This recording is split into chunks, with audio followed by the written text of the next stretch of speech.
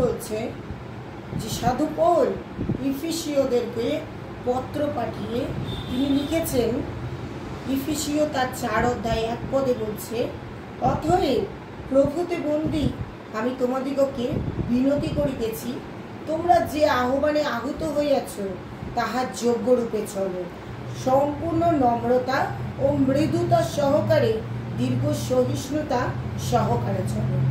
ঈশ্বরের বাক্য এখানে আমাদেরকে বলছে সাধু পৌল দ্বারা যে আমরা যেন, যারা প্রভুতে আমরা বন্দী, যারা প্রভু যীশু খ্রিস্টের মধ্যে যুক্ত আছি, তারা যেন আমরা সম্পূর্ণরূপে, যারা আহুত আছি তারা যেন আমরা সম্পূর্ণ নম্রতা মৃদুতা সহকারে এবং দীর্ঘ সহিষ্ণুতা সহকারে চলতে পারি। ঈশ্বরের বাক্য গোলযোগের নয়, ঈশ্বরের বাক্য হচ্ছে শান্তির বাক্য, মৃদুতার বাক্য, নম্রতার রাজ্য। তাই আমরা যতজন প্রভু যীশু খ্রিস্টতে ব্যবহৃত হচ্ছি, আমরা যেন সম্পূর্ণ নম্রতা এবং মৃদুতা সহকারে যেন ঈশ্বরের রাজ্যে এবং দীর্ঘ সহিষ্ণুতা সহকারে ঈশ্বরের রাজ্যে যেন ব্যবহৃত হতে পারি। যদি প্রশ্ন করে মানুষ যে সম্পূর্ণ নম্রতা এবং মৃদুতা আর দীর্ঘ সহিষ্ণুতা বলতে কি বোঝায়, আমাদেরকে যদি এখন জগতের মানুষ দুটো কথা, মোটা মোটা কথা শোনায় কি বড় বড় কথা শোনায়, আমাদেরকে তাদেরকে নম্রভাবে ঈশ্বরের বাক্য দ্বারা বোঝাতে হবে। যদি কেউ আমাদেরকে কোনো রকম অপবাদ দেয়, মিথ্যা আমাদেরকে ধারণা করে, তাহলে আমাদের সম্পূর্ণ নম্রতাভাবে চলতে হবে। আমাদের বিশ্বাসীদের জীবনে অনেক কিছু প্রার্থনা এমন আছে যেগুলো আমরা এখনো পর্যন্ত উত্তর পাইনি, কিন্তু ঈশ্বরের বাক্য বলছে আমরা যেন দীর্ঘ সহিষ্ণুতা সহকারে যেন চলতে পারি।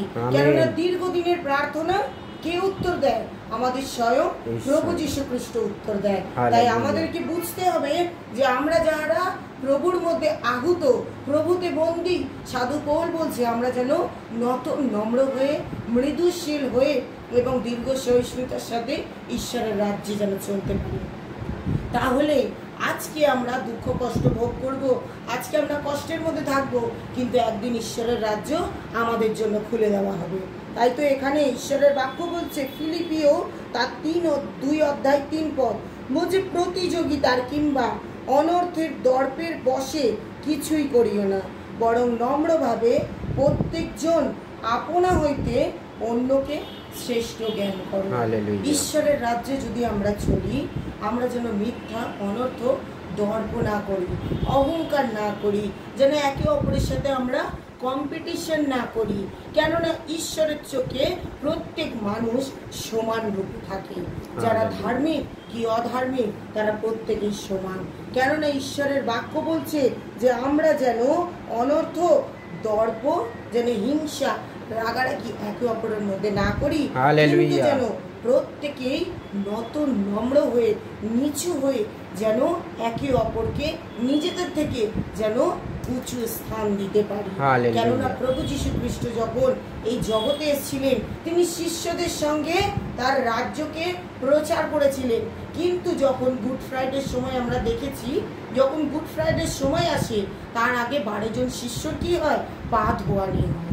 যিশু নিজেকে নত করে সেই 12 জন শিষ্যর পা ধুয়ে দিয়ে প্রমাণ করে দিয়েছে যে আমাদেরকে এইভাবে নত হতে হবে। তাই আমরা যেন একে অপরের সাথে নম্রভাবে ব্যবহার রাখতে পারি। মানুষ আমাদের অনেক কথা বলবে, সেই সমস্ত কথাকে আমাদের কান ঘেঁষড়ে বের করে দিতে হবে, কিন্তু প্রভুর বাক্যকে আমাদের হৃদয়ে সঞ্চয় করে রাখতে হবে এবং প্রভুর রাজ্যকে নিয়ে আমাদের প্রতিনিয়ত প্রচেষ্ট থাকতে হবে। অনেক জায়গায় এমন আছে যেখানে প্রভুর রাজ্যকে তারা মেনে নিতে পারে না, কিন্তু তারপরেও দীর্ঘদিন সেখানে ঈশ্বরের রাজ্য সেইভাবেই পরিচালনা হয়ে যাচ্ছে। আর মানুষ দিকে দিকে নিজেদেরকে পরিবর্তন করে নম্র করে ঈশ্বরের রাজ্যের জন্য ব্যবহৃত হচ্ছে। যারা প্রভুকে একসময় অস্বীকার করেছিল, তারা এখন নম্র নত হয়ে নিজেদের পাপকে বুঝে নিয়ে, পাপের ক্ষমা ঈশ্বরের থেকে পেয়ে তারা নম্র হয়ে প্রভুর রাজ্যে ফিরে আসছে এবং তারা অলৌকিকভাবে মিরাক্কেল রূপে ঈশ্বরের কাজকে তারা দেখছে এবং সেই রূপে কাজকে তারা প্রভুর করেও যাচ্ছে। যদি এখানে প্রভুর বাক্য দেখি, ঈশ্বরের বাক্য আবার এখানে বলছে যে অহংকার আসিলে অপমানও আসে, কিন্তু প্রজ্ঞায় নম্রদের সহচর। কিসে বলছে? হিতোপদেশ তার 11 অধ্যায় 1 পদে বলছে অহংকার আসলে অপমানও আসে। আর যদি আমি অহংকার করবো, আমার কি সারা জীবন ঘর বাড়ি টাকা পয়সা থাকবে? না। যে জিনিসে আমি অহংকার করব, সেই জিনিসই একদিন আমাকে পতনের রাস্তায় ফেলে নিয়ে যাবে। কিন্তু ঈশ্বরের বাক্য বলছে যে প্রজ্ঞা মানে জ্ঞান আমাদেরকে নম্রতা ভাবে, প্রজ্ঞার সঙ্গে নম্রভাবে আমাদেরকে প্রভুর রাজ্যে এগিয়ে যেতে হবে। যারা প্রজ্ঞা এবং নম্রভাবে চলে, ঈশ্বর তাদেরকে বহুরূপে আশীর্বাদ করে। আমরা যারা প্রভুর মধ্যে প্রথম আসছি, আমি আমার জীবন নিয়ে সাক্ষ্য দিই। যখন আমি প্রভুতে এসেছিলাম নতুন, আমি জানতাম না ঈশ্বরের রাজ্যে কেমন, কিভাবে চলতে হয়, কিভাবে বলতে হয়। তখন অনেক রাগ করেছি, কারোর একটা সামান্য কথাও তখন আমার ভালো লাগতো না। কিন্তু আস্তে আস্তে যত প্রভুকে জেনেছি, যত প্রভুকে চিনেছি, তার বাইবেলের বাক্য দ্বারা তাকে বুঝতে শিখেছি, তত ঈশ্বর আমাকে সেই রূপে ব্যবহার করেছে। আজকে জগতের মানুষ আমাদের পেছনে অনেক কথা বলবে, কিন্তু সেই সমস্ত কিছুকে রাগের মধ্যে না নিয়ে গিয়ে আমরা নম্রভাবে ঈশ্বরের কাছে প্রার্থনা তুলে ধরতে পারি। কেননা প্রভু বলছে তোমরা অন্যের অপরাধ ক্ষমা করো, তাহলে তোমাদেরও অপরাধ ক্ষমা হবে। তোমাদের সমস্ত অপরাধকে তোমরা যখন কারোর জন্য প্রার্থনা করতে বসো, তখন স্বর্গোচ্চ পিতার কাছে তার সেই সমস্ত পাপের তোমরা ক্ষমা চাও, পিতাও তোমাদেরকে স্বর্গরাজ্য থেকে ক্ষমা করে। যদি আমরা কারোর পাপ ধরে থাকবো, তাহলে আমাদেরও পাপ ধরে রাখবেন আমাদের পিতা। তাই পিতা চান, তার বাক্য বলে তিনি যেমন পবিত্র, আমরাও যেন তেমন পবিত্র হই। ঈশ্বর আমাদেরকে কেন বলে যে তোমরা নম্র হও, মৃদুশীল হও, দীর্ঘ সহিষ্ণুতাশীল হও, প্রেমে একে অপরের সঙ্গে যোগ বন্ধনে মিলিত থাকো। কেন তোমরা একে অপরের বিশ্বাসীদের সঙ্গে আমার রাজ্যকে নিয়ে আনন্দ করো? কেন প্রভু বলছে যে তোমরা শান্তির যোগ বন্ধনে মিলিত হও, তোমরা গোলযোগ করো না? কেন প্রভু আমাদেরকে বলছে যে তোমাদের মধ্যে মাধুর্য থাকুক? কেন যীশু খ্রিস্ট বলছে তোমাদের মধ্যে দৃঢ় বিশ্বাস থাকুক? কেন যীশু খ্রিস্ট বলছে যে তোমাদের মধ্যে মৃদুতা থাকুক? কেন প্রভু বলছেন যে ইন্দ্রিয় দমন তোমাদের মধ্যে থাকুক? কেননা পিতা আমাদের জন্য মহৎ কিছু পরিকল্পনা করে রেখেছেন। সেই পরিকল্পনা এখানে কষ্ট ভোগ করলেও আমাদের শেষ দিনে আমাদের সদাপ্রভুর বাটিতে আমাদের জন্য অনেক জায়গা রাখা আছে। যে জায়গায় গিয়ে আমরা সারা জীবনটা অনন্তভাবে আনন্দরূপী, সেখানে আমরা ঈশ্বরের গৌরব, প্রশংসা এবং উল্লাস করতে পারবো।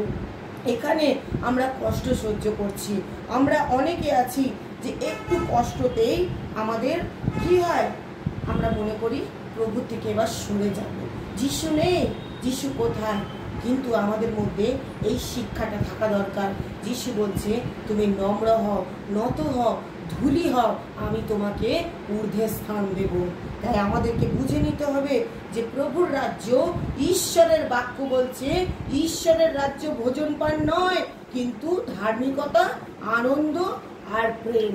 তাই আমাদেরকে প্রতিনিয়ত নত নম্র হয়ে ঈশ্বরের রাজ্যকে বিস্তার করতে হবে। মানুষ যতই আমাদেরকে অপমান করুক, যতই আমাদেরকে লাঞ্ছনা তাড়না করুক না কেন, আমরা আমাদের প্রভু যীশু খ্রিস্টের দিকে যেন দৃষ্টিপাত করতে পারি। কেননা তিনি যখন এই জগতে এসেছিলেন, তিনিও অনেক কষ্টে, অনেক যাতনা সহ্য করে ঈশ্বরের রাজ্যকে বিস্তার করে গেছেন। তাই তো এখানে ঈশ্বরের বাক্য বলছে যে অহংকার আসলে অপমানও আসবে। আজ আমি অর্থের অহংকার করব, সেই অর্থ আমার ডক্টর খেয়ে নেয়। আজ সেই অর্থ আমার রোগকে নিরাময় করতে পারে না। কিন্তু ঈশ্বরের বাক্য এখানে কি বলছে? কিন্তু প্রজ্ঞায় নম্রদের সহজ হয়। যদি বুদ্ধিপূর্বক চলি আর নম্র হয়ে থাকি, তাহলে আমরা ঈশ্বরের রাজ্যকে জয় করতে পারবো। যদি নম্র হয়ে থাকি, সমস্ত রোগ থেকে যিশু নামে নিরাময় পাবো। যদি নম্র হয়ে থাকি, তাহলে ঈশ্বরের রাজ্যকে ঈশ্বর সে ক্ষমতা দেবে, সেই রূপে আমরা বিস্তার করতে পারবো। এখানে ঈশ্বরের বাক্য আবার কি বলছে দেখি। বলছে ফিলিপিও তার 2 অধ্যায় 3 পদে, প্রতিযোগিতার কিংবা অনর্থক দর্পের বশে কিছুই করিও না, বরং নম্রভাবে প্রত্যেক জন আপনা হইতে অন্যকে শ্রেষ্ঠ জ্ঞান করো। বলছে যাকব তার 4 অধ্যায় 10 পদে বলছে প্রভুর সাক্ষাতের মতো তাহাতে তিনি তোমাদিগকে উন্নত করবেন। আজকে যদি আমি প্রভুর কাছে এসে যদি শুধু প্রার্থনা করি আর বেরিয়ে চলে যায়, তাহলে কি আমার প্রার্থনা পূর্ণ হবে? অহংকারী কখনো কোনো প্রার্থনা পূর্ণতা পায় না। যদি প্রভুর কাছে আসি, তার মণ্ডলীতে আসি, তার চার্চে আসি, তার আরাধনা সভায় এসে দাঁড়ায় এবং নিজেকে যদি বলি মাথা নত করে, হ্যাঁ প্রভু আমি পাপী, আমি পাপ করেছি, আমাকে তুমি ক্ষমা করো, ঈশ্বর বলছে তুমি যদি নিজেকে নত করো আমি তোমাকে উন্নত করব। আর শুধু ঈশ্বরের কাছে নয়, জগতের মানুষের কাছে তুমি যদি নত হয়ে যাও, ঈশ্বর বলছে তোমাকে সেই জায়গায় সেই স্পটেই তোমাকে ঈশ্বর উন্নত করবে। অনেক জায়গায় এমন আছে বিশ্বাসীদেরকে মারা হচ্ছে, যারা প্রভু যীশু খ্রিস্টতে বন্দী তাদেরকে মারা হচ্ছে, অত্যাচার করা হচ্ছে, অনেককে হত্যা করে দেওয়া হচ্ছে, কিন্তু ঈশ্বর এখানে তাদেরকে যাতনা সহ্য করতে দিচ্ছে, কিন্তু ওখানে তাদের জন্য আনন্দ আছে, ওখানে তাদের জন্য অনন্ত জীবন আছে। তাই আমরা এখানে আমাদেরকে কেউ কেটে ফেলে রেখে দিলেও আমরা যেন নীরবে ঈশ্বরের বাক্যকে নিয়ে সহ্য করতে পারি। কেননা সেদিন আর বেশি দেরি নেই যখন সেই 666 আসবে এবং আমাদের থেকে আমাদের সব কিছুকে কেড়ে নেবে। একটাই কথা বলবে যে আমরা যদি তাকে স্বীকার না করি, আমাদের প্রিয়জনেদেরকে সে কি করবে? হত্যা করবে, আমাদের থেকে সরিয়ে দেবে, আমাদের অন্য জল সরিয়ে দেবে। কিন্তু ঈশ্বরের বাক্য বলছে প্রভু যীশু খ্রিস্টকে শয়তান যখন প্রলোভন করেছিল, যখন তাকে পরীক্ষা করবে বলে সেই যখন জায়গায় উপবাস যেখানে তিনি করেছিলেন, সেখানে ঈশ্বর যখন ছিলেন তখন তাকে কি বলেছিল? যে তুমি তো ঈশ্বর পুত্র, এই পাথরকে রুটি বানিয়ে খাও দেখি। তখন প্রভু যীশু খ্রিস্ট তাকে উত্তরে বলেছিল, মনুষ্য কেবল রুটিতে নয় কিন্তু ঈশ্বরের মুখ নির্গত প্রত্যেকটি বাক্যে বাঁচিবে। আমাদের জীবনে যদি বাক্য গচ্ছিত থাকে, আমরা যদি প্রভুর বাক্যকে সঞ্চয় করে রাখি, নিজেদেরকে নত নম্র করে রাখি, যতই পরীক্ষা আসুক সে ইয়োবের মতন আমরাও একদিন পরীক্ষায় বিজয় প্রাপ্ত হব। যতই পরীক্ষা আসুক, যাকব যেরকম পরীক্ষা দিয়েছিল, তার সন্তান তার থেকে দূরে সরে গেছিল, কিন্তু শেষ দিনে তারা পিতা পুত্র পুনর্মিলিত হয়েছিল। যদি বিশ্বাস থাকে আর যদি নত নম্রতা আমাদের মধ্যে থাকে, যদি আমরা সব কিছুকে বহন এবং পালন করে নিতে পারি মন থেকে, তাহলে ঈশ্বর বলছে এখানে তোমরা যা সহ্য করবে ওখানে গিয়ে আমি তোমাদেরকে অনন্ত জীবনের অধিকার দেব। কারণ ঈশ্বরের বাক্য বলে যা তুমি এখানে বুনবে তা তুমি ওখানে গিয়ে কাটবে। আমার কর্ম যদি এখানে ধার্মিকতা থাকে, আমার ঈশ্বরের রাজ্য ধার্মিকতা করবে, আমার ঈশ্বর দেবে। যদি আমার এখানে কর্ম যদি পাপে থাকে, যদি অহংকারে থাকে, যদি ঈর্ষার মধ্যে, রাগের মধ্যে, হিংসা, দলাদলি, যদি মাৎসর্য, ব্যভিচার আমার মধ্যে যদি প্রবেশ থাকে, তাহলে এখানে আমি যা কাটবো ওখানে গিয়েও তাই কি করব? বুনবো আমি। তাই আমার ঈশ্বরের রাজ্য আমাদেরকে বলে দিচ্ছে যে সাধু পৌল বলছে, অতএব প্রভুতে বন্দী আমি তোমাদিগকে বলছে বিনতি করছি, অনুরোধ করছেন তিনি। বলছেন তোমরা যে আহ্বানে আহুত হয়েছ তাহার যোগ্য রূপে চলো। আমেন। কতটা আমরা বলতো প্রাউড ফিল করি? ঈশ্বর যীশু খ্রিস্ট স্বয়ং স্বর্গের পিতা আমাদেরকে আহুত করেছেন। আমরা কতটা আমাদের প্রাউড ফিল করা উচিত। জগৎ যেখানে মন্দতায় লিপ্ত, ঈশ্বর এই সময় আমাদেরকে তার আরাধনা করাচ্ছে। তাই ঈশ্বরের গৌরব করি। আজকের এই সুন্দর বাক্য তিনি আমাদের জীবনে প্রেরণ করেছেন যে আমরা প্রভুতে আহুত। যেন এই কথাটা আমরা নিজেদের স্মরণ শক্তির মধ্যে রেখে, নিজেদের হৃদয়ের মধ্যে গচ্ছিত রেখে যেন প্রভুর রাজ্যে আরো যেন আনন্দিত রূপে প্রভুর রাজ্যকে বিস্তার করতে পারি, প্রভুর নামেতে যেন প্রতিনিয়ত ধন্যবাদ করতে পারি, উঠতে বসতে খেতে শুতে নত নম্র হয়ে প্রভুর কাছে যেন তার সমস্ত কিছু তুলে ধরতে পারি। কেননা ঈশ্বরের বাক্য এখানে বলছে যে সম্পূর্ণ নম্রতা ও মৃদুতা নম্রতা সহকারে এবং দীর্ঘ সহিষ্ণুতা সহকারে তোমরা চলো। ঈশ্বর আমাদেরকে বলছে তোমরা রাগ করো না, তোমরা রেগে যেও না, তোমরা হিংসা করো না, ঈর্ষা করো না, অহংকার করো না। এগুলো করলে তোমরা অপমানিত হবে। ঈশ্বর চান না তার সন্তানেরা অপমানিত হোক। তিনি চান তিনি যেই রূপে ঊর্ধ্বে ওঠানো হয়েছে তাকে ঠিক সেইভাবে তার বিশ্বাসী সন্তানদেরকেও, নত নম্রতার সন্তানদেরকেও যেন ঊর্ধ্বে দিকে তুলে নেওয়া হোক। কেননা পিতা তাকে সেই কর্মের জন্য বেছে নিয়েছেন যেন তিনি এসে আমাদেরকে পরিবর্তন করতে পারেন। আর যদি আমরা মন্দ কর্ম করব, যদি আমরা মন্দতায় লিপ্ত থাকবো, নিজেকে নত নম্র না করে অহংকারে বুক পাটা ফুলিয়ে যদি জগতের মধ্যে ঘুরে বেড়াবো, আমাদের সঙ্গে সঙ্গে আমাদের পরিবারের সঙ্গে সঙ্গে আমাদের প্রভু যীশু খ্রিস্টেরও কি হয়, মাথা হেঁট হয়ে যায়। কেননা পিতাকে তিনি তার কাছ থেকে অধিকার নিয়েছেন যে এই সন্তানদেরকে আমি প্রতিপালন করবো।